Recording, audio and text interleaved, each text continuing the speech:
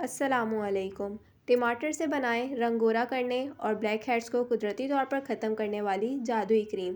तो जानें इसकी तरकीब और बनाएं इसको आज ही, वो भी किचन में मौजूद चीज़ों से। तरकीब: 2 टमाटरों को अच्छी तरह धो लें और ब्लेंडर में डालकर पेस्ट बना लें।